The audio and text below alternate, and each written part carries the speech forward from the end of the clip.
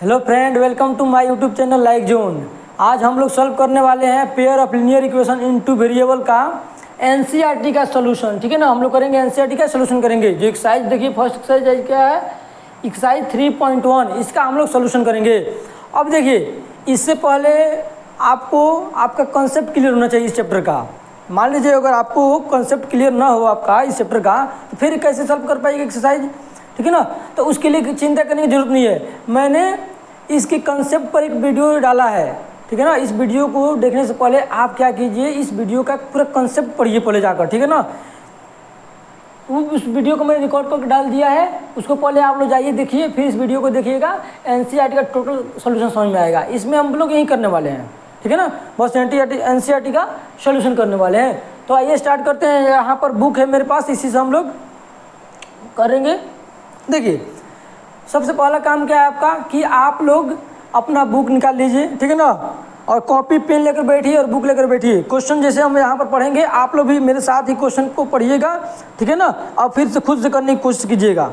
देखिए, एक्सरसाइज 3.1। अच्छा, एक बात और बता दें हम आपको कि जो भी हम लोग कवर करेंगे ना सिलेबस, बिल्कुल न्यू एनसीईआरटी के अकॉर्डिंग। ठीक है ना, चलिए क्वेश्चन नंबर 1 क्या बोल रहा है कि 10 students of class 10 took part in a mathematic quiz if the number of girls is 4 more than number of boys, find the number of boys and girls took part in the quiz. देखिए, question number 1 कह रहा है कि एक cues हो रहा है, mathematic cues हो रहा है। ठीक है ना, उसमें 10 स्टूडेंट पार्टिसिपेट हुए हैं। तो कुछ उसमें लड़कियां हैं, कुछ लड़के हैं। तो ये बोला है कि लड़कियों की संख्या जो है 4 अधिक है बॉयज की कंपेयर में। तो यहाँ पर हम क्या कर रहे हैं, ऐसे लेट कर रहे हैं। लेट क्वेश्चन 3 एक्सरसाइज 3.1 का क्वेश्चन नंबर 1 का 1। ठीक है ना, let number of girls be x.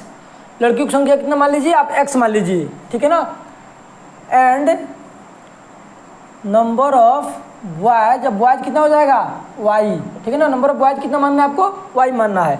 और यहाँ पर लिखिए अकॉर्डिंग टू क्वेश्चन के, अकॉर्डिंग टू क्वेश्चन। एंड जैसे जैसे क्वेश्चन कह रहा है वैसे करना है आपको। जैसे क्वेश्चन कह रहा है ना, क्वेश्चन क्या बोला है कि टोटल कितने स्टूडेंट हैं क्लास में, टोटल स्टूडेंट है 10।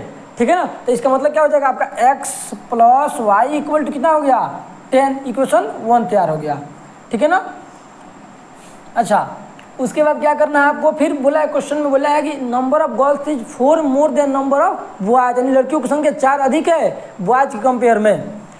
तो क्या है, आप देखिए क्या कीजिए, आप x लिख दीजिए, इधर y लिख दीजिए। ठीक है ना, ये हो गया लड़कियों की संख्या, ये हो गया लड़कों की संख्या। अब आप खुद से बताइए, ये बोला है कि जो गर्ल्स का जो नंबर है ना 4 अधिक है, तो अगर इसमें अगर हम 4 ऐड कर दें तो इक्वेशन तो इक्वल नहीं होगा। ठीक है ना, तो इसका मतलब क्या हुआ, जो कम है उसमें भी 4 ऐड करेंगे, तो 4 इसमें ऐड कर दीजिए, इक्वल का साइन लगा दीजिए, हो गया इक्वेशन। अभी प्लस में इधर माइनस मिला लीजिए, तो यहाँ पर x minus y equal to 4, equation 2 बन गया। अब यहाँ पर इक्वेशन 1 और 2 बन गया। अब हम लोग का काम क्या है, नेक्स्ट काम ये है कि इसके हेल्प से क्या करना है, आपको ग्राफ ड्रॉ करना है। क्या करना है, ग्राफ ड्रॉ करना है, और ग्राफ के हेल्प से number of boys and girls को फाइंड आउट करना है। तो ग्राफ कैसे ड्रॉ होगा, ग्राफ ड्रॉ करने के लिए हम लोग सबसे पहला काम क्या करेंगे, यहाँ पर इक्वेशन 1 और इक्वेशन 2 के लिए 2 बॉक्स तैयार कीजिए। आप क्या कीजिए, यहाँ पर 2 बॉक्स तैयार कीजिए। देखिए, यहाँ पर इक्वेशन 2 के लिए यहाँ पर हम बॉक्स तैयार कर दे रहे हैं। इक्वेशन 2 के लिए यहाँ क्या करना है, आपको एक ऐसे बॉक्स तैयार करना है। ठीक है ना, ऐसे यहाँ पर मान लीजिए आप x, यहाँ पर y, ऐसे 3 बॉक्स। देखिए, अगर 2 बॉक्स बनाइएगा ना तभी आंसर आएगा, लेकिन क्या करना आपको 3 बनाइएगा तो ज़्यादा अच्छा रहेगा। अब बताइए, अगर x का वैल्यू अगर हम 0 पुट कर दें, आप खुद सोचिए, x का वैल्यू अगर 0 पुट करें तो y का वैल्यू कितना आ जाएगा, -4 आ जाएगा। ठीक है ना, अगर y का वैल्यू अगर हम 0 पुट कर दें तो x का वैल्यू 4 आ जाएगा। ठीक है, अगर y का वैल्यू अगर 1 हम पुट कर दें तो x का वैल्यू कितना आ जाएगा, 5 आ जाएगा।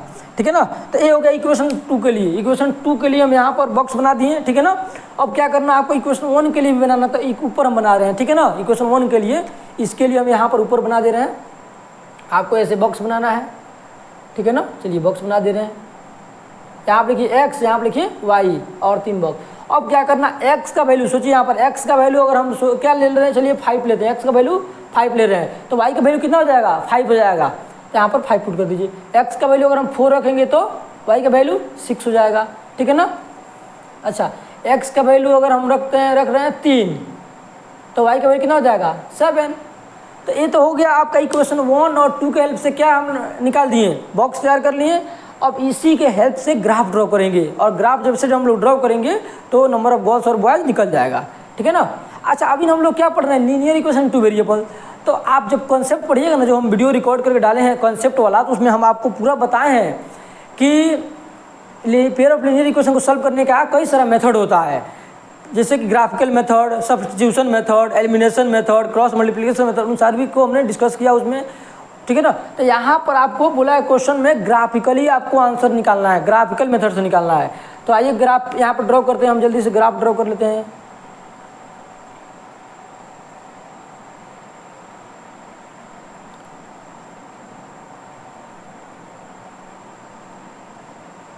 देखिए, आप जानते हैं ऊपर क्या होता है, प्लस वाई होता है, नीचे क्या होता है, माइनस वाई एक्सिस होता है, इधर माइनस एक्स एक्सिस, इधर क्या होता है, प्लस एक्सिस होता है। ये तो पता है आप सबको कि ऐसे हम लोग ड्रॉ करते हैं। अब यहाँ पर क्या करना है ना आपको, कि ऊपर यहाँ पर लिखिएगा 1 2 3 4 5 6 7 8, ऐसे लिखना है आपको, क्योंकि आप जानते हैं इधर प्लस होता है, इधर क्या होता है, इधर भी प्लस होता है। 1 2 3 4 5 6 7 8, बस नहीं रहने दीजिए, कितना ही काफ़ी है, ठीक है ना। अब यहाँ पर फिर क्या लिखिएगा, -1 -2 -3 -4 -5, इतना ही काफ़ी है। इधर -1 -2 -3 -4 -5। अब यहाँ पर क्या करना है, इक्वेशन 1 दिया है और इक्वेशन 2 के लिए, तो यहाँ पर देखिए x का वैल्यू 5, y का वैल्यू 5, तो यहाँ पर देखिए x का वैल्यू यहाँ पर 5 है, ठीक है ना, y का वैल्यू 5। तो कुछ आप यहाँ से डॉट डॉट कर ले जाइएगा, इधर से डॉट डॉट कर ले जाइएगा, तो कुछ यहाँ पर आपको मिलेगा, कहाँ मिलेगा, कुछ यहाँ पर मिलते हुए दिखेगा पॉइंट, ठीक है ना। उसके बाद देखिए x का वैल्यू 4, y का वैल्यू 6, x का वैल्यू 4 यहाँ पर है, y का वैल्यू 6 यहाँ पर है, तो कुछ यहाँ पर आपको यहाँ पर आ जाएगा, ये पॉइंट यहाँ पर आ जाएगा, ठीक है ना। फिर देखिए x का वैल्यू 3 है, y का वैल्यू 7, x का वैल्यू 3, y का वैल्यू 7, कुछ पॉइंट कुछ कहाँ आ जाएगा, यहाँ पर आ जाएगा, ठीक है ना। तो देखिए यहाँ पर एक पॉइंट ऐसे आ गया ना। अब क्या करना है आपको, इसको लाइन ऐसे लाइन खींचकर मिला देना है, आपको क्या करना है, ऐसे लाइन खींचकर मिला देना है, ठीक है ना। चलिए खींच दिए लाइन, यहाँ पर लाइन खींच दी। अब ये तो हो गया इक्वेशन 1 के लिए, इक्वेशन 1 के लिए हम बनाए हैं ग्राफ। अब इक्वेशन 2 के लिए देखिए x का वैल्यू 0 है तो y का वैल्यू -4, x का वैल्यू 0, y का वैल्यू -4, तो यहाँ पर कुछ पॉइंट यहाँ पर आ जाएगा, देखिए पॉइंट यहाँ पर आ रहा है, ठीक है ना। उसके बाद देखिए x का वैल्यू अगर 4 तो y का वैल्यू 0, x का वैल्यू 4, यहाँ पर y का वैल्यू 0, x का वैल्यू अगर हम सॉरी y का यहाँ पर थोड़ा सा ध्यान दीजिए, तो x का वैल्यू जब हम लोग 0 पुट किए तो y का वैल्यू तो -4 आएगा, ये तो सही है। लेकिन जब वो हाँ y का वैल्यू अगर हम लोग 0 पुट करेंगे तो x का वैल्यू 4, ये भी सही है, ठीक है। तो कहाँ यहाँ पर कुछ पॉइंट आ जाएगा, ठीक है ना, कुछ पॉइंट, x का वैल्यू 4, y का वैल्यू 0, तो यहाँ पर पॉइंट मान ले रहे हैं हम, कुछ तो इसमें प्रॉब्लम दिख रहा है। अच्छा देखते हैं, चलिए x का वैल्यू 5, यहाँ पर 1 हो जाएगा यहाँ पर, ठीक है। एक मिनट रुक जाइए थोड़ा सा, इसमें कुछ तो चलिए ठीक है। देखिए आइए फिर से देख लेते हैं हम लोग। देखिए शुरू से देखिए, यहाँ पर x का वैल्यू कितना है 0, y का वैल्यू -4 है, तो x का वैल्यू 0, तो यहाँ पर आप आ जाइए, y का वैल्यू -4, तो y नीचे है, इधर नहीं जाना है, इधर नहीं मूव करना आपको, यहाँ पर कुछ पॉइंट आएगा, कुछ ये पॉइंट यहाँ पर न आकर कुछ पॉइंट यहाँ पर आएगा, ठीक है ना। अच्छा उसके बाद देखिए x का वैल्यू 4, x का वैल्यू 4, तो एक पॉइंट यहाँ पर आ जाएगा कुछ। दूसरा x का वैल्यू 5, y का वैल्यू 1, x का वैल्यू 5 और y का वैल्यू 1, कुछ पॉइंट आपका यहाँ पर आ रहा है, ठीक है ना। अब यहाँ से क्या करना, आपको एक लाइन ड्रॉ कीजिए, ऐसे ग्राफ, देखिए बन गया आपका, बनकर तैयार हो गया। ये हो गया इक्वेशन 1 के लिए। इक्वेशन 1 क्या था, x + y = 10, आई किसके लिए था, x - y = 4, इसके लिए था इक्वेशन 1। इक्वेशन 2 के लिए हो गया। अब करना क्या है आपको कि x और y का वैल्यू निकालना है। किसका निकालना है, x और y का वैल्यू निकालना है। एक चीज़ आपको देखिए, इसमें जानते हैं कि प्रॉब्लम कहाँ हो जाता है ना, कि जब हम लोग स्केल से इस चीज़ को ड्रॉ करते हैं ना, स्केल से, तो एग्जैक्ट आपका आंसर आएगा। लेकिन यहाँ पर क्या हो रहा है कि हम लोग जैसे बोर्ड पर कर रहे हैं, तो इसमें जो बीच का जो डिस्टेंस है इक्वल नहीं हो रहा है, नहीं हो पाएगा। और ये स्केल्स की जगह तो इक्वल होगा, इसलिए जो ग्राफ होगा एग्जैक्टली जहाँ पर कट करना चाहिए वहीं पर कट करेगा, ठीक है ना। इसमें हो सकता है कि कुछ आपको प्रॉब्लम हो सकता है, ठीक है ना।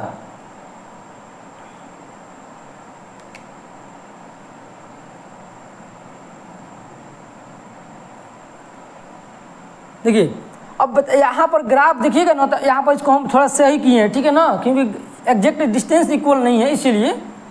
अब देखिए कहाँ कुछ इधर देखिएगा वाई में कहाँ जा रहा है, 3 पर जा रहा है, ठीक है ना, वाई पर कहाँ गया 3 पर, एक्स पर देखिए इधर से कितना है 7 पर आया, सम कट, यानी कुछ ग्राफ यहाँ आप कट कर रहा है ना, तो एक्स एक्सिस में, एक्स एक्सिस पर कितना मूव करना है आपको 7, वाई एक्सिस पर कितना मूव करना है 3, वाई एक्सिस पर 3। तो देखिए इसका मतलब क्या, ये हो गया बॉयज का संख्या, ये क्या हो गया आपका, सॉरी गर्ल्स का नंबर हो गया, गर्ल्स का, गर्ल्स ये हो गया बॉयज का नंबर, बॉयज का नंबर। तो यही आपसे पूछा है कि गर्ल्स का संख्या कितना है बॉयज का, तो गर्ल्स कितनी है 7 और बॉय 3। देखिए बॉयज से गर्ल्स से 4 अधिक है ना, बिल्कुल 4 यहाँ पर अधिक है, तो यही तो करना था। तो एक बार ध्यान देख लीजिए ग्राफ वाला, देखिए ग्राफ में क्या होता है ना, अगर एक ग्राफ को अच्छे से आप समझिएगा ना, तो इससे रिलेटेड जितना भी क्वेश्चन होगा आप खुद से कर लीजिएगा, ठीक है ना। तो देखिए एक बार ध्यान से देखिए, कन्फ्यूज नहीं होना है इसमें, देख लीजिए। देखिए जो सेकंड क्वेश्चन क्या कह रहा है कि 5 pencils and 7 pens together cost 50 rupees, यानी 5 पेंसिल और 7 पेन का जो कीमत है 50 रुपया है, 50 रुपीज़ है, जबकि 7 pencil and 5 pens together cost 46 rupees, यानी 7 पेंसिल और 5 पेन्स का जो कॉस्ट है 46 है। तो पूछ रहा है कि एक पेंसिल और एक पेन का कॉस्ट निकालना है, ग्राफिकली निकालना है। तो चलिए इसके लिए आपको इक्वेशन तैयार करना पड़ेगा और ग्राफ ड्रॉ करना पड़ेगा। जब इक्वेशन तैयार कर लीजिएगा, ग्राफ ड्रॉ कर लीजिएगा, तो आंसर बिल्कुल आएगा। तो ये हो गया क्वेश्चन नंबर 1 का सेकंड नंबर, ठीक है ना। इसमें मान लीजिए let the cost of 1 pencil, ठीक है ना, एक पेंसिल का जो कॉस्ट होगा कितना, आप x मान लीजिए, ठीक है ना, x मान लीजिए, एंड कॉस्ट ऑफ 1 पेन, एक पेन का कॉस्ट कितना मान लीजिए y मान लीजिए, ठीक है ना। तो इसमें क्या क्वेश्चन में बोला है कि 5 पेंसिल, अब बताइए एक पेंसिल का अगर कॉस्ट x रुपीज़ है तो 5 पेंसिल कितना हो जाएगा 5x, तो हो जाएगा कुछ 5x प्लस यहाँ पर दिया 7 पेन, एक पेन की कीमत y रुपीज़, तो 7 का 7y इक्वल टू कितना दिया 50 रुपीज़। इक्वेशन 1 देखिए, इक्वेशन 1 में हो गया, ठीक है ना, इक्वेशन 1। ऐसे इक्वेशन तैयार करना आपको। वैसे ही फिर दिया है 7 पेंसिल का कॉस्ट 7x हो जाएगा प्लस 5 पेन, हाँ 5 पेन्स है तो 5y इक्वल टू 46, इक्वेशन 2 हो गया। अब इक्वेशन 1 दिया है, इक्वेशन 2 दिया है, तो इक्वेशन 1 और 2 दोनों के हेल्प से क्या करना है आपको, पहले ग्राफ ड्रॉ करना है। तो ग्राफ तो ड्रॉ करेंगे हम लोग, पहले उसके लिए तो बॉक्स पहले तैयार कीजिए पहले। तो देखिए पहले यहाँ पर हम इक्वेशन 2 के लिए एक बॉक्स तैयार कर रहे हैं, इक्वेशन 2 के लिए। आइए देखिए, ठीक है ना, इक्वेशन 2 के लिए देख लीजिए।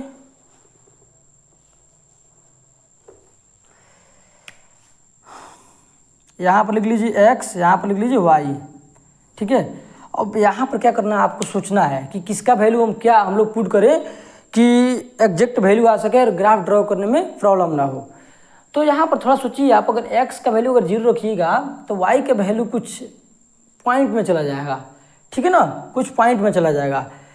अगर आप इसमें कितना 1 रखिएगा तभी नहीं होगा, तभी देखिए कुछ भी रख सकते हैं, लेकिन ग्राफ ड्रॉ करना थोड़ा मुश्किल हो जाएगा, इसलिए सबका ध्यान रखते हुए इसको करना है। देखिए यहाँ पर ग्राफ ड्रॉ, यहाँ पर जो बॉक्स बनाना था हम बना दिए हैं। अब यहाँ पर आपको देखिए इक्वेशन 1 यहाँ पर है और इक्वेशन 2 यहाँ पर है, तो इक्वेशन 2 के यहाँ पर बॉक्स बनाए हैं। अगर x का वैल्यू 3 पुट करेंगे, x का वैल्यू इसमें, तो y का वैल्यू 5, अगर x का वैल्यू 8 पुट कीजिएगा तो y का वैल्यू -2, x का वैल्यू अगर -2 रखिएगा तो y का वैल्यू 12। इसमें सोच समझ के वैल्यू रखना है, जबकि आप रख सकते हैं, कोई वैल्यू रख सकते हैं तो ग्राफ बनेगा, लेकिन थोड़ा सा मुश्किल हो जाएगा ड्रॉ करना। अब यहाँ पर इक्वेशन 1 ऊपर है, इसके लिए देखिए यहाँ पर हम नीचे बॉक्स तैयार किए हैं। x का वैल्यू 10 पुट कीजिए, देखिए 0, y का वैल्यू 0 आ जाएगा। x का वैल्यू 3 पुट कीजिएगा, y का वैल्यू 5 आ जाएगा। x का वैल्यू -4 पुट कीजिएगा, y का वैल्यू 10 आ जाएगा। उसके बाद इसी के हेल्प से ग्राफ ड्रॉ करना है। अब ग्राफ ड्रॉ कीजिए, देखिए इक्वेशन 2 के लिए देखिए यहाँ पर x का वैल्यू कितना है 3, y का वैल्यू 5, x का वैल्यू 3 यहाँ पर आ जाएगा, ऐसे कर जाइएगा, y का वैल्यू 5, तो कुछ यहाँ पर आप पॉइंट लगा दीजिएगा, ठीक है ना। फिर यहाँ पर देखिए x का वैल्यू 8, x देखिए इधर x का वैल्यू कितना है 8, y का वैल्यू -2, x का वैल्यू 8 यहाँ पर, y का वैल्यू 2 -2, यहाँ पर कुछ पॉइंट आ जाएगा। अच्छा उसके बाद देखिए -2 x का वैल्यू -2 यहाँ पर कुछ आ जाइए और y का वैल्यू 12, तो कुछ 12 यहाँ पर, तो इधर से ऐसे डॉट डॉट करके ले जाइए इधर से, तो कुछ पॉइंट आपका इधर आ जाएगा, ठीक है ना। अब उसके बाद इसको हम लोग क्या करेंगे, ज्वाइन कर देंगे। इसको क्या करना है, ज्वाइन करना है आपको, ठीक है ना, ज्वाइन कर देना है आपको, ठीक है ना, ज्वाइन कर दीजिए। फिर इसके लिए देखिए x का वैल्यू 10, y का वैल्यू 0, देखिए यहाँ पर x का वैल्यू 10, y का वैल्यू 0, तो x का वैल्यू 10, y तो यहीं पर पॉइंट कुछ आ जाएगा, यहीं पर 10 पर पॉइंट आ जाएगा।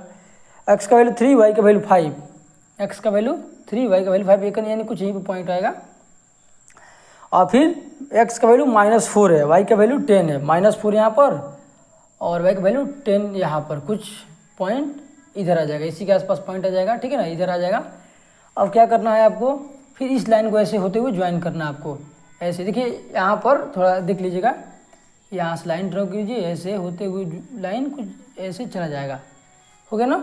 अब जहाँ पर कट किया है दोनों ग्राफ देखिए, इधर से डॉट डॉट कर लीजिए, 5 पर इधर से कट किया है, ऊपर x y एक्सिस पर 5 पर, और इधर x एक्सिस पर 3 पर कट कर रहा है, देखिए 3 पर कट कर रहा है ना। जहाँ पर कट करता है दोनों ग्राफ वहीं हमारा उसी का जो कोऑर्डिनेट होता है ना, वहीं आंसर के फॉर्म में आता है।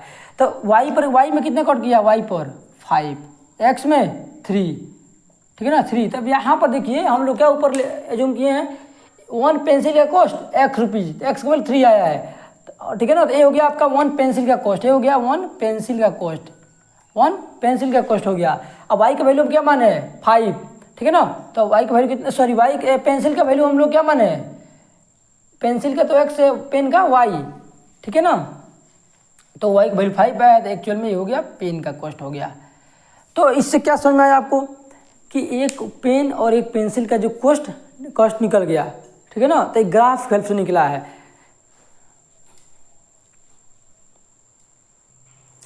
देखिए क्वेश्चन नंबर 2 क्या कह रहा है, on comparing the ratio A1/A2, B1/B2 and C1/C2, find out whether the lines representing the following pair of linear equation intersect at a point or parallel और कोइंसिडेंट।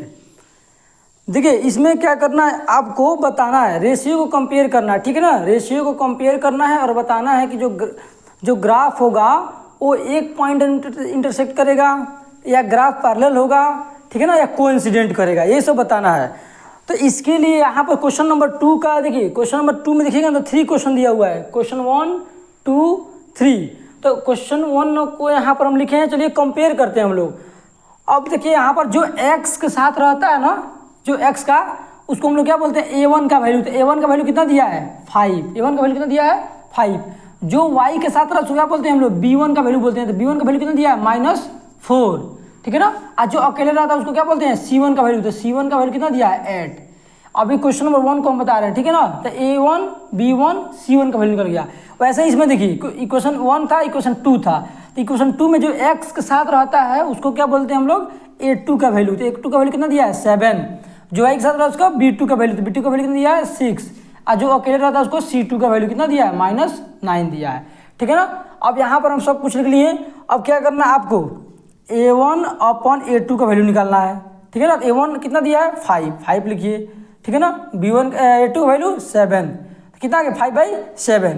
वैसे ही आपको क्या करना है, अब b1/b2 का वैल्यू निकालना है। अब सबको आपको इक्वल नहीं करना है, क्योंकि आपको क्या पता कि इक्वल आएगा कि नहीं आएगा, तो पहले ही इक्वल नहीं करना है, ठीक है। अब b1/b2 का वैल्यू निकालना है। तो b1 का वैल्यू कितना दिया है -4, ठीक है ना।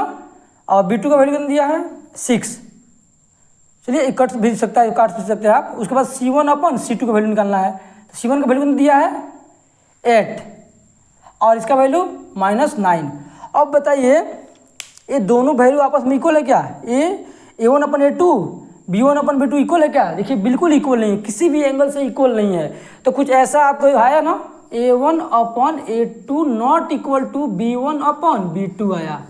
ये दोनों इक्वल नहीं है, तीसरा से मतलब नहीं है। अगर दो इक्वल नहीं आया तो इतना ही से काफ़ी है कि a1/a2 not equal to b1/b2। अगर इस टाइप का होता है तो ग्राफ क्या होता है, इंटरसेक्टिंग होता है, यानी इसके पास यूनिक सोल्यूशन है।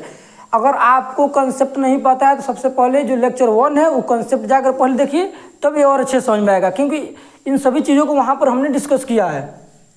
तो यहाँ पर a1/a2 not equal to b1/b2 आया, इसका मतलब क्या हुआ, इसके पास वन सोल्यूशन होगा, इसके पास कितना होगा, यूनिक सोल्यूशन होगा, यूनिक सोल्यूशन। यूनिक सोल्यूशन का मतलब क्या होता है? One solution. यूनिक सोल्यूशन मतलब वन सोल्यूशन। इसके अलावा इसमें पूछा है कि ग्राफ कैसा होगा, इंटरसेक्टिंग लाइन होगा। इसमें होगा क्या होगा? Intersecting line.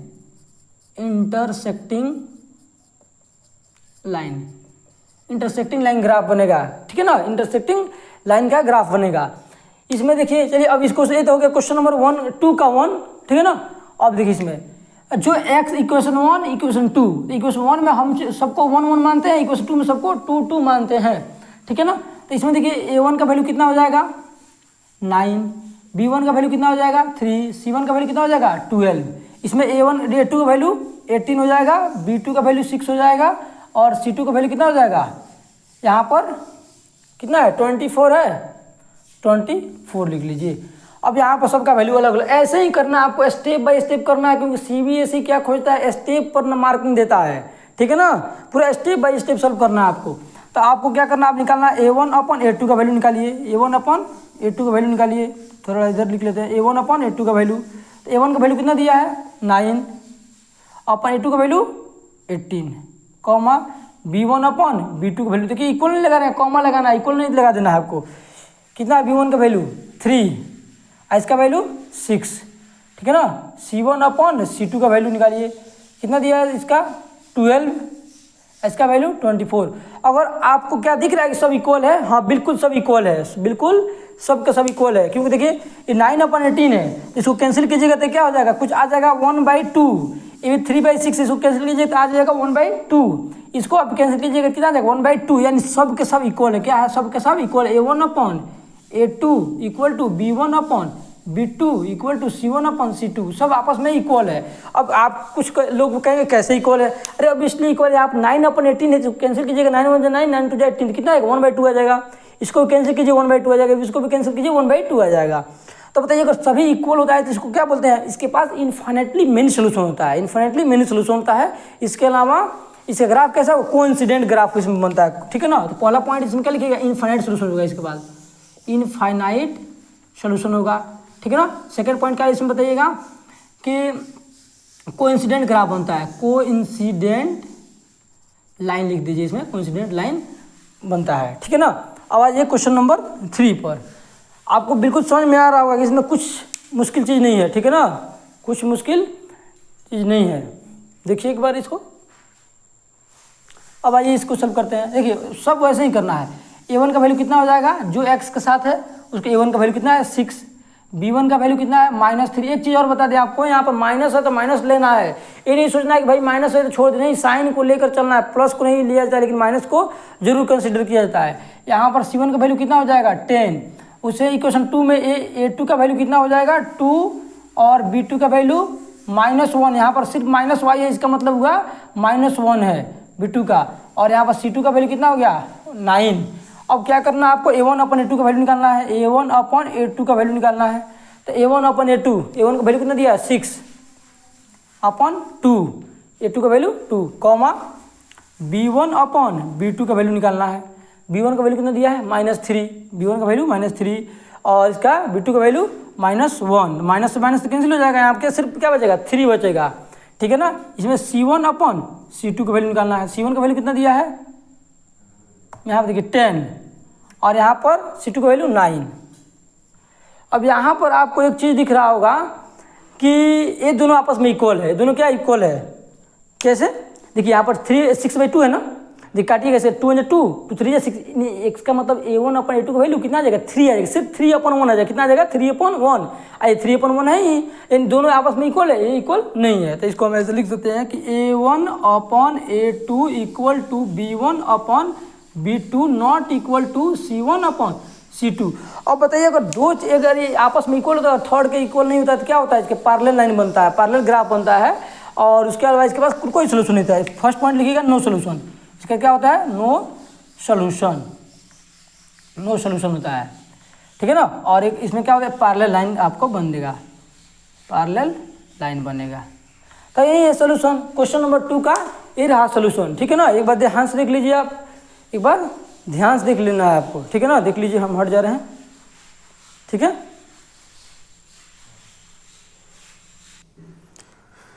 देखिए क्वेश्चन नंबर 3 को सॉल्व करना है। अब क्वेश्चन नंबर 3 के देखिए पढ़िए क्या लिखा है। On comparing the ratio A1/A2 comma B1/B2 and C1/C2 find out whether the following pair of linear equations are consistent और इनकॉन्सिस्टेंट। इसमें आपको चेक करना है, दो इक्वेशन दिया इक्वेशन 1 और 2, इसमें आपको चेक करना और बताना है कि कॉन्सिस्टेंट होगा कि इनकॉन्सिस्टेंट होगा। तो क्या होता है कॉन्सिस्टेंट? कॉन्सिस्टेंट का मतलब होता है ऐसा पेयर ऑफ लीनियर इक्वेशन जिसका कुछ ना कुछ सोल्यूशन हो। A pair of linear equation whose they have a solution that is called consistent linear pair of linear equation है, जिसके पास सोल्यूशन हो, एक हो, दो हो या इनफिनाइट हो, बस सोल्यूशन होगा कॉन्सिस्टेंट। अगर सोल्यूशन नहीं होगा इनकॉन्सिस्टेंट। तो इसको चेक करेंगे। अब यहाँ पर देखिए क्वेश्चन नंबर 3 क्या 5-6 क्वेश्चन है, यहाँ पर क्वेश्चन नंबर 1 और 2 लिखे हैं। इसको लिए 2 क्वेश्चन को हम लोग सॉल्व करते हैं। सबसे पहला आपका काम जानते हैं क्या है? इसको राइट में आपको ये चीज़ ध्यान रखिए, आपको यहाँ पर देखिए इक्वल है, इक्वल के राइट इधर है और ये लेफ्ट है। तो इक्वल के राइट में आपको क्या करना है? कुछ नहीं होना चाहिए, राइट में कुछ नहीं होना चाहिए जीरो के अलावा। तो इस 5 को पहले इधर लाइए, आप क्या कीजिए 5 को इधर लाइए, ये हो जाएगा कुछ 3x + 2y - 5 = 0 हो गया। इक्वेशन 1 अब जाकर तैयार। ऐसे आपको करना है कि इक्वल के राइट में जो भी होगा हमेशा उसको लेफ्ट में लाना है। इसमें वही काम कीजिए 2x - 3y - 7 = 0। अब यहाँ पर जो x के साथ रहा था उसको a1 का वैल्यू, तो a1 का वैल्यू कितना है 3। जो y के साथ रहा था उसको b1 का वैल्यू, तो b1 का वैल्यू कितना है? b1 का वैल्यू है 2। c1 का वैल्यू कितना है -5। तो a1 b1 c1 का वैल्यू निकल गया। अब इसमें देखिए, इसमें आप क्या कीजिएगा, यहाँ पर लिख ले रहे हैं इधर a2 का वैल्यू कितना लिखिएगा? a2 का वैल्यू देखिए 2, b2 का वैल्यू -3 लिखना है। साइन को जरूर यूज करना है, साइन को आप नहीं छोड़ सकते हैं, ठीक है ना, साइन को जरूर यूज करना है। और c2 का वैल्यू कितना है -7 इधर नहीं दिख रहा है, नीचे लिख दे रहे हैं c2 का वैल्यू -7। अब देखिए a1 b1 c1 a2 b2 c2 सबका वैल्यू हम लोग फाइंड आउट कर लिए। अब क्या करना है हमको निकालना है a1/a2 b1/b2 c1/c2 निकालना है। तो यहाँ आप निकालिए a1/a2। तो a1/a2 कहाँ है? a1 का वैल्यू कितना है 3, a2 का वैल्यू 2, 3/2 आया, कॉमा b1/b2 का वैल्यू निकालना है। तो b1 का वैल्यू कितना दिया है 2 और b2 का वैल्यू कितना है -3 c1/c2 c1 का वैल्यू कितना दिया है -5 और c2 का वैल्यू -7। अब बताइए, आप ही बताइए, किसी दोनों सेम दिख रहा है क्या? ये देखिए कुछ बच्चे कहेंगे दोनों सेम है, नहीं, ये 3/2 है, ये 2/3 है। अब यहाँ माइनस भी लगा है, ठीक है ना, माइनस भी लगा है। तो आपको क्या करना है, यहाँ देखिए दोनों वैल्यू इक्वल नहीं है, दोनों वैल्यू क्या है आपस में इक्वल नहीं है, दोनों वैल्यू आपस में देखिए इक्वल है नहीं है। इसका मतलब क्या हुआ a1/a2 not equal to b1/b2। तो इसका मतलब क्या हुआ, इसके पास यूनिक सोल्यूशन होगा।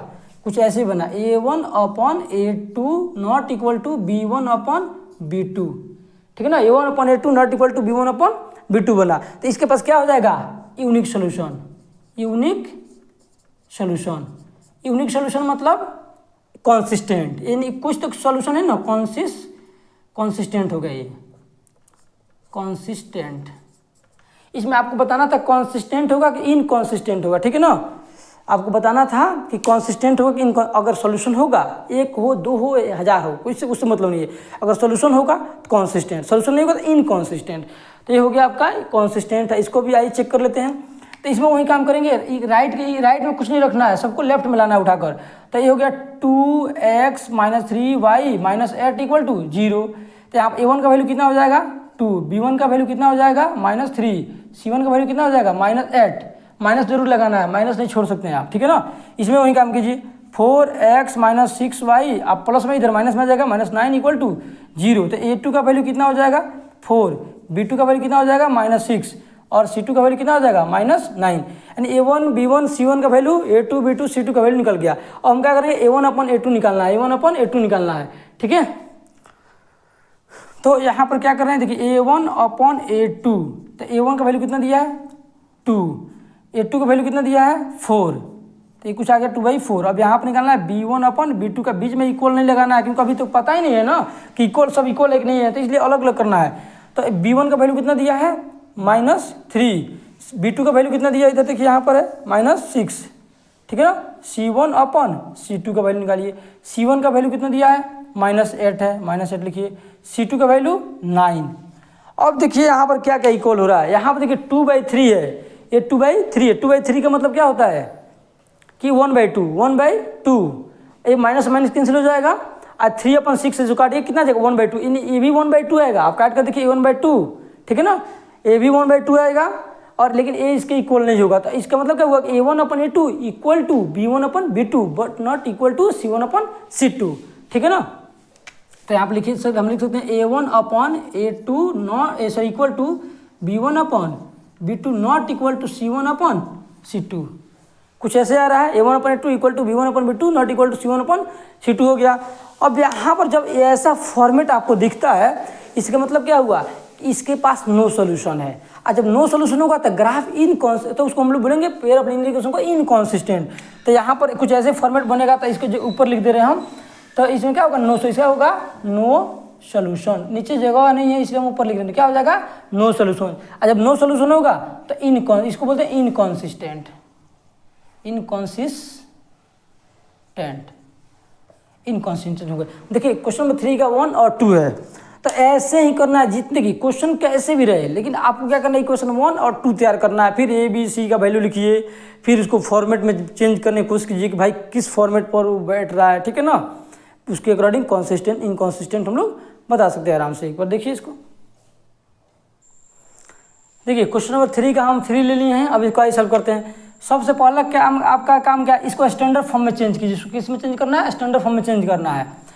तो यहाँ पर देखिए 2 और 3 है ना, 2 और 3, तो 2 और 3 का एलसीएम कितना होता है 6, यानी नीचे जो भी रहता है उसको हटाना है। आपको क्या करना है, उसको हटाना है, रिमूव करना है। तो 2 और 3 का एलसीएम कितना होता है 6, तो पूरे इक्वेशन में आप 6 से मल्टीप्लाई कर दीजिए। क्या करना है आपको 2/3x + 5/3y इक्वल टू 7 में किससे मल्टीप्लाई करना है आपको 6 से। 6 से ही क्योंकि नीचे जो रहता है उसके एलसीएम से मल्टीप्लाई करते हैं।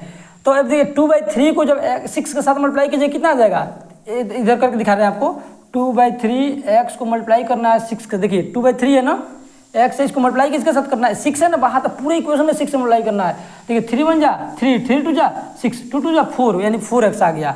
यानी आपको ऐसे मल्टीप्लाई करना है। फिर इसमें 5/3 में y से मल्टीप्लाई ऐसे कुछ कीजिएगा, 3 से 6 कटेगा 2 बार में, तो हो जाएगा कुछ 10y इक्वल टू 7। अब हम क्या बोले थे कि राइट में कुछ नहीं रखना है, सबको लेफ्ट में उठा के भेजिए, तो हो जाएगा कुछ 4x + 10y - 7 इक्वल टू 0, ठीक है ना। तब यहाँ पर जो रहा था उसको क्या बोलते हैं A1 का वैल्यू, तो A1 का वैल्यू कितना आ गया 4, B1 का वैल्यू कितना आ गया B1 का वैल्यू 10 और C1 का वैल्यू कितना आ गया -7। अब A1 B1 C1 का वैल्यू निकल गया इक्वेशन 1 की हेल्प से। अब इक्वेशन 2 के हेल्प से हम लोग क्या निकालेंगे भी, ठीक है। तो इसको हटा देते हैं। देखिए इसमें सबसे पहले राइट में जो है उसको लेफ्ट में लाने की कोशिश कीजिए, लेफ्ट में, तो ये क्या हो जाएगा 9x - 10y - 14 इक्वल टू 0। अब यहाँ पर जो है उसको A1 का वैल्यू, A2 का वैल्यू कितना है 9, B2 का वैल्यू कितना है -10। अब यहाँ पर C2 का वैल्यू कितना हो गया -14। अब देखिए A2 B2 C2 का वैल्यू निकल गया। अब क्या करना है आपको A1/A2 का वैल्यू निकालना है। A1/A2 इक्वल टू कितना हो जाएगा, A1 का वैल्यू कितना दिया है 4, लिखिए 4/9, B1/B2 का वैल्यू निकालना है। B1 का वैल्यू कितना दिया है 10, यहाँ पर 10 लिखिए, और B1 का वैल्यू 10 हो गया, B2 का वैल्यू -10, ठीक है। और उसके बाद C1/C2 का वैल्यू निकालना है। C1 का वैल्यू कितना दिया है C1 -7 है, तो यहाँ पर -7 लिखिए, आया इसका -14, ठीक है। अब बताइए कि इसमें आपको क्या देखने को मिला, ये दोनों आपस में इक्वल है क्या, ये 4/9 ये दोनों आपस में इक्वल नहीं है, ठीक है ना। तो अगर ये दोनों इक्वल नहीं हुआ, शुरू वाला ही अगर 2 इक्वल ना हो रहा है ना, शुरू वाला ही तो अगर 2 इक्वल नहीं हुआ तो समझिए कि कौन सा उसका यूनिक सोल्यूशन होगा और क्या होगा कॉन्सिस्टेंट होगा।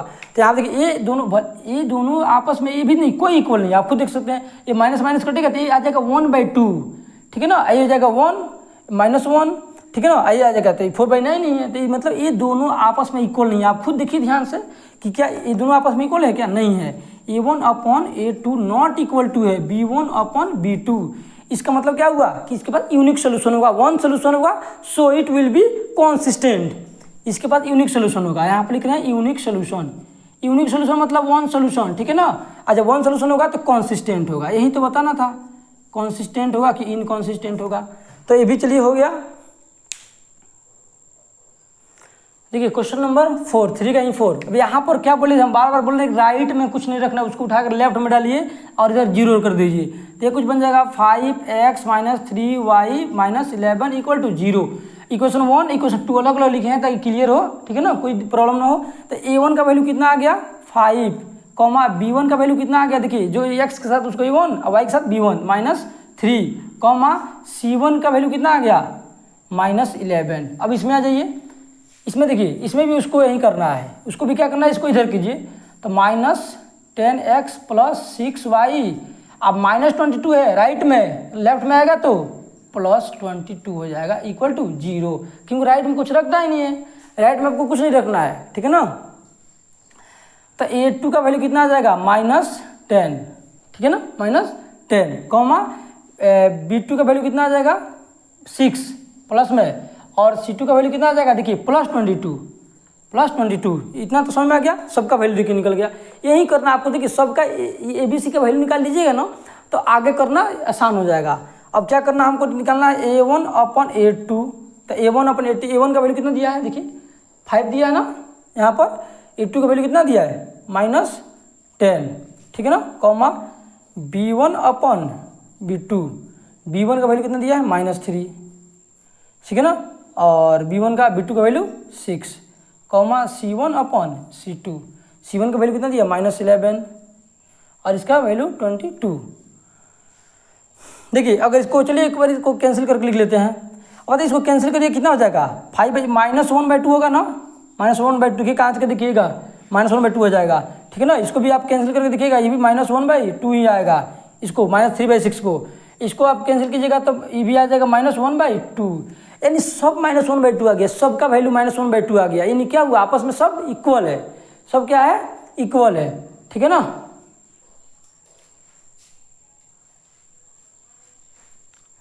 सब आपस में क्या इक्वल है, तो हम लिख सकते हैं a1/a2 equal to b1/b2 equal to c1/c2, सब आपस में देखिए इक्वल है। जब सब आपस में इक्वल है तो इसका मतलब क्या हुआ, इसके पास इनफाइनाइट सोल्यूशन होगा, इनफाइनाइटली मेनी सोल्यूशन होगा, इनफाइनाइट सोल्यूशन होगा। अब बताइए इनफाइनाइट सोल्यूशन होगा इसका मतलब क्या हुआ कि कॉन्सिस्टेंट है, बस यही तो बताना था, कॉन्सिस्टेंट होगा, ठीक है ना। देखिए क्वेश्चन नंबर 3 का लास्ट है, ठीक है ना, लास्ट है। इसमें देखिए क्या करना है, देखिए अब ये भी हो जाएगा आप लोग से, बिल्कुल हो जाएगा, इतना सारा क्वेश्चन करने के बाद तो ऑब्वियसली होना ही चाहिए। फिर भी चलिए देखते हैं। अब यहाँ पर देखिए आपको क्या करना है, नीचे फ्रैक्शन में कुछ नहीं रखना है, तो यहाँ पर नीचे 3 है ना, तो पूरे इक्वेशन में आप क्या करना है, आपको 3 से मल्टीप्लाई करना है, पूरे इक्वेशन में नीचे 3 है ना, तो पूरे इक्वेशन में आप 3 से मल्टीप्लाई कर दीजिए, 3 से, इस 3 को हटाना है, तो 4/3x को 4/3x को मल्टीप्लाई करना 3 के साथ, 3 से 3 कट जाएगा ना, क्या बचेगा, सिर्फ 4x बचेगा ना, तो सिर्फ 4x यहाँ पर हटा दीजिए, फिर 4x लिख दीजिए, 4x प्लस 3 2 जा 6 y इक्वल टू 8 3 24 हो गया ना। अब देखिए अब आपको क्या बोल, राइट में कुछ नहीं रखना, लेफ्ट में उठा कर लाइए तो हो जाएगा 4x + 6y - 24 इक्वल टू 0 हो गया, ठीक है ना। तब यहाँ पर निकाल सकते हैं आप a1 का वैल्यू कितना हो गया 4, कॉमा b1 का वैल्यू आ गया 6, कॉमा c1 का वैल्यू आ गया -24, सबका निकल गया। इधर का देख लीजिए पूरा निकल गया इधर का, ठीक है ना। अब आ जाइए आप इधर, इसमें आपको क्या करना, राइट में कुछ नहीं रखना है, तो लेफ्ट में भेजिए, हो जाएगा 2x + 3y - 12 इक्वल टू 0। तो ये हो जाएगा a2 का वैल्यू कितना आ जाएगा 2, कॉमा b2 का वैल्यू कितना आ जाएगा 3, प्लस में 3 होगा, कॉमा c2 का वैल्यू कितना आ जाएगा -12। अब सबका वैल्यू निकल गया। अब क्या करना है, आपको निकालना है a1/a2 का वैल्यू निकालना है। तो a1/a2, a1 का वैल्यू कितना दिया है, चलिए नीचे लिख देते हैं, a1/a2 निकालना है, तो a1 का वैल्यू कितना दिया है 4, कॉमा a2 का वैल्यू 2, ठीक है ना। अच्छा b1/b2 का वैल्यू निकालना है, तो b1 का वैल्यू कितना दिया है 6 लिखिए, और b2 का वैल्यू 3 लिख दीजिए, ठीक है, कॉमा c1/c2 का वैल्यू निकालना है, c1 का वैल्यू कितना दिया है -24, इसका वैल्यू -12। अब देखिए इसको भी काटिएगा तो 2/1 ही आएगा, इसको काटिएगा 2/1 ही आएगा, ठीक है ना। इसको भी काटिएगा तो माइनस कट जाएगा, ये भी काटिएगा तो 2/1 आएगा। अब आप देखिए सब इक्वल है कि नहीं है, सब इक्वल हो गया ना, देखिए ध्यान से, सब इक्वल, यानी इसके पास क्या होगा इनफाइनाइट सोल्यूशन, क्या होगा इनफाइनाइट सोल्यूशन होगा। ये कुछ ऐसे बन गया, ये बन गया a1/a2 equal to b1/b2 B2 equal to C1 upon C2, कुछ ऐसे बन गया है।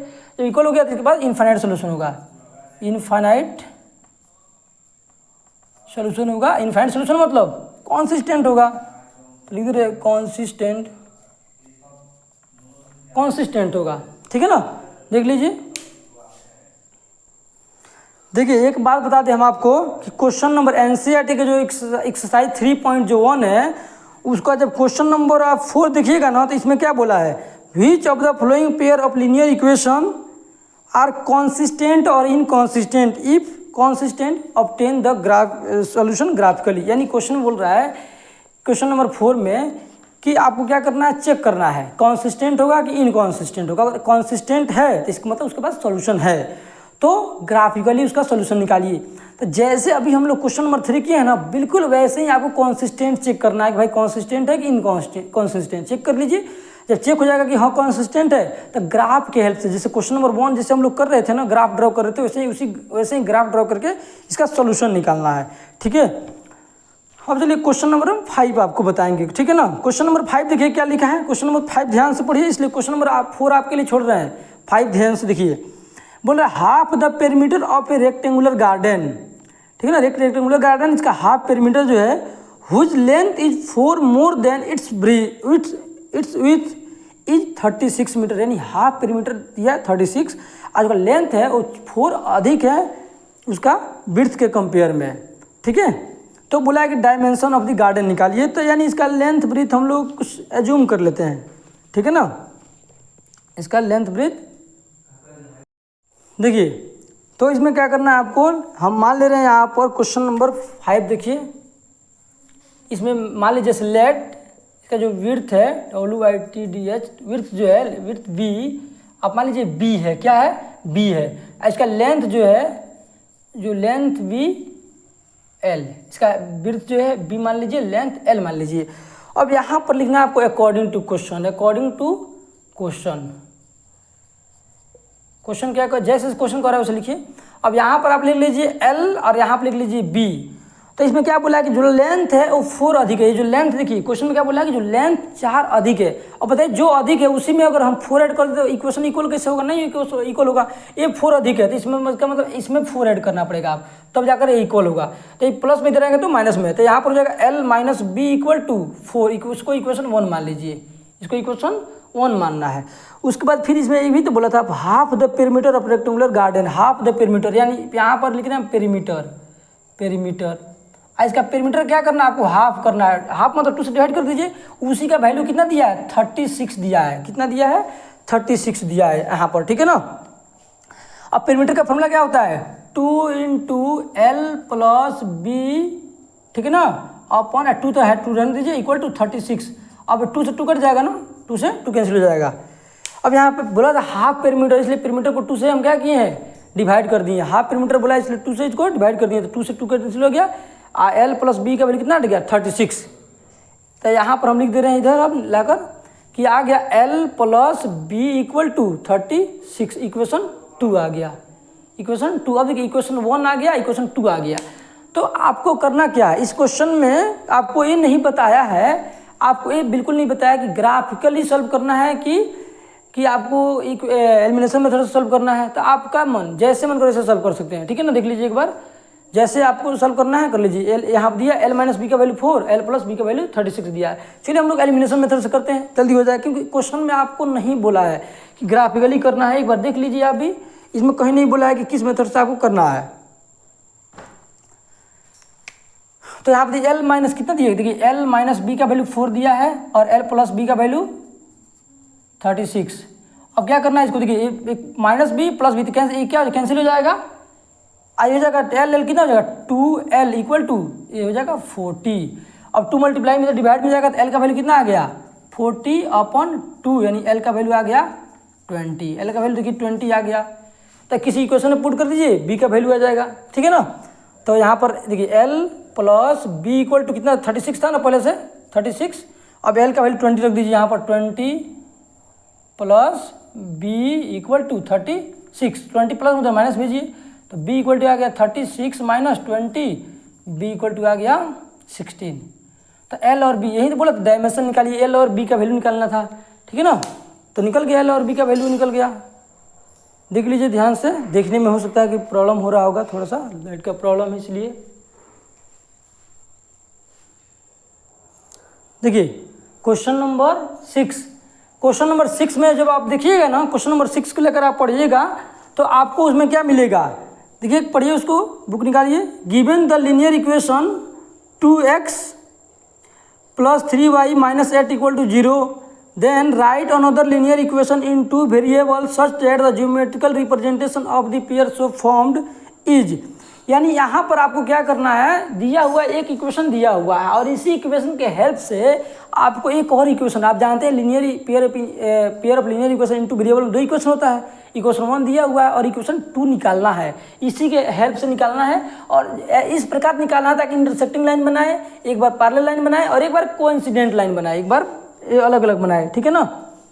ये फर्स्ट हो गया, सेकंड हो गया, ये थर्ड, 3 क्वेश्चन दिया इसमें। तो यहाँ पर क्वेश्चन 1 दिया हुआ है, इंटरसेक्टिंग लाइन का कंडीशन क्या होता है पहले उसको समझिए। A1 A2 not equal to B1 B2, ये होता है इंटरसेक्टिंग लाइन का कंडीशन, ठीक है ना, यही होता है कंडीशन। अब यहाँ पर क्या करना है आपको कि A1, तो यहाँ पे देखिए इसको बोलते हैं A1, ठीक है ना। तो ये दोनों का वैल्यू इक्वल नहीं होना चाहिए। तो सोचिए अगर यहाँ पर 2x है, ठीक है ना, 2x है, तो यहाँ पर भी हम लोग क्या करते, कुछ वैल्यू चेंज कर दीजिए अपने मन से। यहाँ 2x और 3 है ना, तो इस जब कुछ और डाल दीजिए आप। तो हम डाल दे रहे हैं यहाँ पर, चलिए लिख दे रहे हैं 2x लिख दे रहे हैं प्लस 4y - 8 = 0। अब मान लीजिए यहाँ पे एक इक्वेशन हम लिख दिए। अब इसको आप कीजिए क्या आ जाएगा, बताइए, दोनों को आप ऐसे करके देखिएगा, दोनों ऐसे आएगा, A1/A2 not equal to B1/B2 आएगा। यानी कहने का मतलब आप अपने मन से यहाँ पर कोई वैल्यू इसकी जगह 2 और 3, 8 इसकी जगह कोई दूसरा वैल्यू रख देना है और इस प्रकार रखना है ना, ताकि A1/A2 not equal to B1/B2 को फॉलो करना चाहिए। अब चलिए पैरेलल लाइंस का इक्वेशन क्या होता है, फॉर्मेट क्या होता है, A1/A2 equal to B1/B2 not equal to C1/C2, यही होता है फॉर्मेट इसका। तो यहाँ पर दोनों इक्वल है, यानी सेम रखना पड़ेगा आपको, इसको रखना पड़ेगा 2x + 3y, ये तो सेम रखना पड़ेगा ना, ठीक है ना, सेम रखना पड़ेगा। अच्छा यहाँ पर सेम रखिए, देखिए 2 और 3 है, 2 3 रख दीजिए, या इसका मल्टीपल रख सकते हैं आप। पहली बात वो सेम वैल्यू रखिए या मल्टीपल उसका रख सकते हैं। यहाँ पर 2 है तो आप 4 रख सकते हैं, आप 3 है तो आप 6 रख सकते हैं, ठीक है ना, आपका मर्जी। और यहाँ पर -8 है ना, तो यहाँ पर हम रख दे रहे हैं, समझ लीजिए -7 रख दे रहे हैं इक्वल टू 0। अब देखिए ये वैल्यू तो इक्वल आ जाएगा, ये क्या आ जाएगा, ये आ जाएगा आपका 1/1 इक्वल टू 1/1 आ जाएगा, और यहाँ पर 8/7 आ जाएगा, कुछ फॉर्मेट ही नहीं बनेगा। तो अपने मन से कुछ भी वैल्यू रख सकते हैं, बस इस कंडीशन को फॉलो करना चाहिए। तो हो गया पैरेलल लाइंस के लिए। अब कोइंसिडेंट का फॉर्मेट क्या होता है, A1/A2 equal to B1/B2 equal to C1/C2, यही फॉर्मेट होता है कोइंसिडेंट लाइन का। इस फॉर्मेट में जब हम लोग पुट करेंगे, ठीक है ना, तो क्या कर सबका वैल्यू इक्वल होना चाहिए। तो इसका मल्टीपल रख दीजिए, कुछ नहीं करना है, सिर्फ मल्टीपल। यहाँ पर 2 है तो 2 का मल्टीपल क्या होता है 4, तो 4x रख दीजिए, प्लस 3 का मल्टीपल 6, तो 6y, माइनस यहाँ पर 8 है तो 8 2 जा 16 इक्वल टू 0, हो गया। बस यही करना था, इसमें ज़्यादा कुछ नहीं रखा है, ठीक है।